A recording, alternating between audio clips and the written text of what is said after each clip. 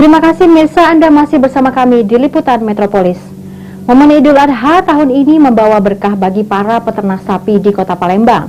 Pasalnya sebulan menjelang Idul Adha, penjualan sapi di salah satu kandang bahkan sudah meningkat hingga 40%. Momen Idul Adha tahun ini membawa berkat tersendiri bagi para peternak sapi di Kota Palembang. Pasalnya, sebulan menjelang Lebaran, pesanan sapi di kandang sapi Dimas di Kelurahan Talang Betutu sudah mencapai 40%. Supriyanto, peternak sapi, mengatakan, tahun ini penjualan hewan kurban khususnya sapi lebih bergairah dari tahun lalu. Dari 100 sapi di kandang, setidaknya 40 ekor sapi sudah terjual di H-30 menjelang Idul Adha.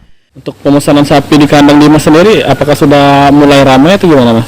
Dari jumlah semuanya ini sekitar 40% lah sudah. Sudah terpesan ya? Sudah terpesan 40%, langganan-langganan sudah pada datang.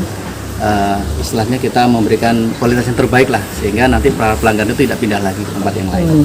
Kalau 40% itu di jumlah ekor, berapa ekor sapi yang sudah? Sekitar 40 ekor sudah. 40 ekor sapi sudah terpesan. Amin, ini Lebaran 33. Oke, Pak. Harga sapi sendiri di tahun ini tidak mengalami kenaikan dan memperkirakan harga sesuai dengan berat sapi. Khusus di kandang sapi Dimas, harga mulai dari 16 juta sampai 60 juta rupiah. Irawan, PAL TV.